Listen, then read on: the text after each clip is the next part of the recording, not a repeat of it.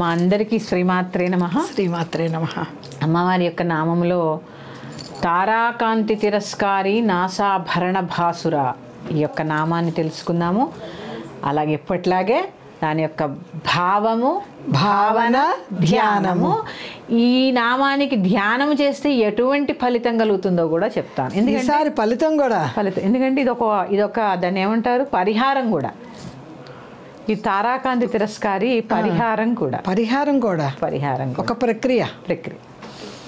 ఒకసారి నామం చెప్పుకుందాం. తారాకాంతి తిరస్కారి నాసాభరణ భాసురా. తారల యొక్క కాంతిని కూడా తిరస్కరించేటటువంటి నాసాభరణము కలిగి ఉన్నది ఆమె. ముక్కు పుడక తారలు కూడా పనికిరా. ఆ తార యొక్క మిణుక్కుమనే కాంతి ఇందాక చెప్పుకున్నాంగా. తపన ఉడుప మండల, ఆ నక్షత్ర మండలం కూడా ఉంది. ఆ కాంతి ముక్కెర మీద పడినా వెలవెలబోయిందట, తిరస్కరించిందట అమ్మ యొక్క నాసాభరణం. అబ్బాబ్బా, అసలు చూడండి, ఆ భావనే చూడండి ఎంత బాగుందో. దీని యొక్క భావన తెలుసుకుందాం. భావన చూడండి. ఇందాక చెప్పుకున్నాం మనం ఇడా పింగళ నాడులు. పింగళ అంటే సూర్యనాడి, ఇడా అంటే చంద్రనాడి. పింగళ నాడి దేనికి గుర్తు? సూర్యుడు ఎరుపుకు గుర్తు. చంద్రనాడి తెలుపుకు గుర్తు. అవునా? ఇక్కడ పగడం ధరించింది, ఇక్కడేమో వజ్రం ధరించింది. ముత్యం అనుకోండి, ముత్యం ధరించింది, ముక్కెరకి వజ్రం ధరించింది. పగడము, ముత్యము, వజ్రము. పగడం, ముత్యం, వజ్రం. ఇక్కడ ఈ శ్వాస సంబంధమైన ప్రాబ్లమ్స్ అన్నీ పోతాయి దీన్ని చదువుకోవడం వల్ల.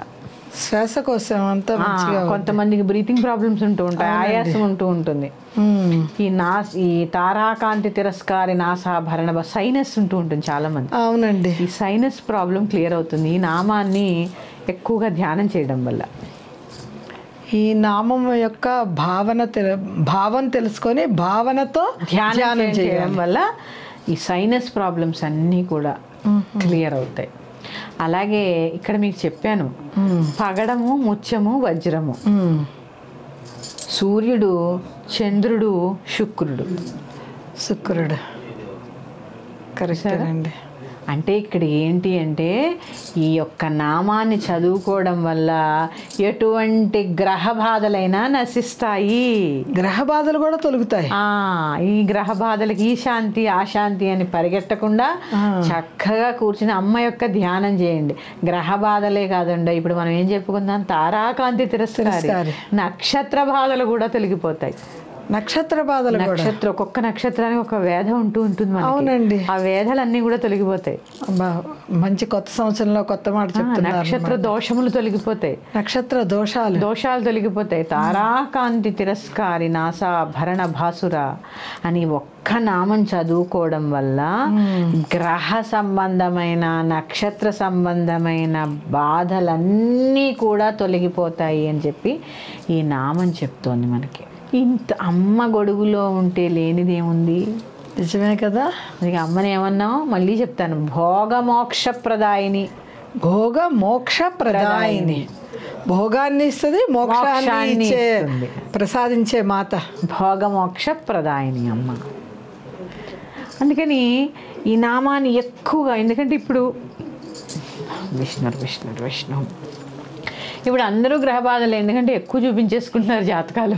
అవును కదండి, నక్షత్ర దోషాలే కదా చాలా. ఎప్పుడు అమ్మ మన పూర్వం ఇంత లేదమ్మా, ఎప్పుడో వివాహాలకో పుట్టినప్పుడు వీళ్ళకి పలానా దోషం ఉంది అంటే ఏదో చూపించేవారు. ఆ సమయానికి ఏదో కొన్ని నక్షత్రాల్లో పుడితే ఆ శాంతి ఏదో ఉండేవి. కానీ నెలకోసారి అయితే మనం పంతుల దగ్గర పరిగెట్టి ఉంటారు మన వాళ్ళు. అసలు తెలియదు. పిల్లాడు అలా పుట్టగానే ఇంకా పుడతాడో లేదో జాతకం రాసేస్తున్నారు. వాళ్ళు పుట్టిన వెంటనే జాతకం రాయరు. కానీ పుట్టక ముందే వాళ్ళ నక్షత్రాన్ని నిర్ణయించుకుని పుట్టిస్తున్నారు, ప్రసవిస్తున్నారు. అందుకని జన్మనిస్తున్నారు, ప్రసవించట్లా, జన్మనిస్తున్నారు.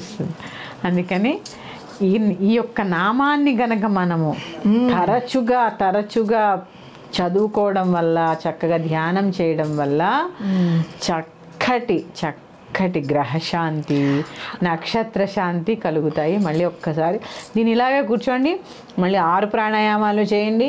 ఇలాగే తారా కాంతి తిరస్కారి అంటే భావం చేయాలండో. అమ్మ ఉంది అక్కడ, ఆవిడ ముక్కెరు ఇలా ఉంది, ఒకదానికి పగడం ఉంది, ఒకదానికేమో ముత్యం ఉంది, వజ్రం ఉంది, ఇవన్నీ భావన చేయాలి. భావన అదే భావము, భావన, ధ్యానం, ఈ 3 చెప్తున్నారు. భావముతో కూడిన ధ్యానం. అవును, భావన తెలుసుకుంటానే కదండి, లేకపోతే కళ్ళు మూసి కూర్చుంటే ఏం తెలుస్తుంది? తెలియదు కదా. ఆ భావం తెలిస్తేనే కదా. ఇది చేస్తే సైనస్తో పాటు గ్రహశాంతి నక్షత్ర శాంతి కూడా జరుగుతుంది. ఇంకొక అంటే ప్రతిరోజు కూడా ఈ నామంతో ధ్యానం చేసుకోవచ్చు. ఈ ప్రాబ్లం ఉన్నవాళ్ళు గ్రహశాంతి, ఈ గ్రహం బాగోలేదు, ఆ గ్రహం బాగోలేదు, శనీశ్వరుడు ఉన్నాడు, శని దోషం, ఎక్కడికో పరిగెత్తక్కర్లా, చక్కగా కూర్చుని నామాన్ని చేసుకోండి. చక్కటి, ఎందుకంటే అన్నీ ఆవిడే అమ్మా, అన్ని దిక్కులు ఆవిడే, అష్టదిక్కులు ఆవిడే. ఆమె కనుచూపులో ఉంటే ఏమిటండి, లేనిది ఏముంటుంది? ఆమె కంటికి రెప్పలా. మహారాణి మన అమ్మాయిన తర్వాత మనకి లేనిదే ఉంటుంది. అది అంటే మనకి చేత కాదు, తెలుసుకోక. ఇప్పుడు ఈ లలితా సహస్రనామం మనం అందరం చదువుతున్న వాళ్ళమేగా, కానీ ఈ విషయం మనకు తెలుసుకోవాలి అంటే ఇంత సమయం పట్టింది. అవునండి.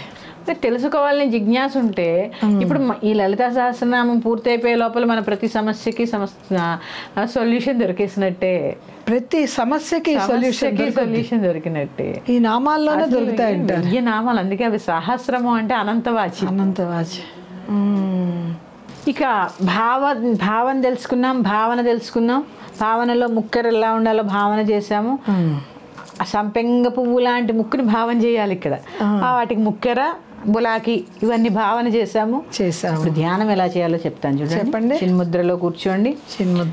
శ్వాస మీద ధ్యాస పెట్టుకొని ఒక 6 సార్లు ప్రాణాయామం చేసుకొని తీసుకోవడం, కుంభించడం, వదలడం చేసుకొని ఆజ్ఞాచక్రంలో ధ్యాస నిలిపి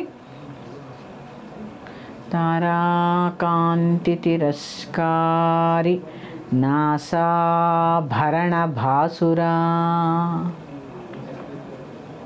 అనుకోవడం. తదేకంగా మనసులో అదే నామాన్ని ధ్యానం చేయడము. దీనివల్ల చక్కటి గ్రహశాంతి మనకి తెలియకుండానే చూడండి. కాసేపటికి ఇలా నేను ఇంకొక 5 నిమిషాలు కూర్చున్నానంటే ఇంకొక గంట తర్వాత లేస్తాను ఆ నామంతో. వెళ్ళిపోతాం ఆ భావన. అందుకే విరాట్ స్వరూపాన్ని ఎప్పుడూ కళ్ళ ముందు ఉంచుకోండి.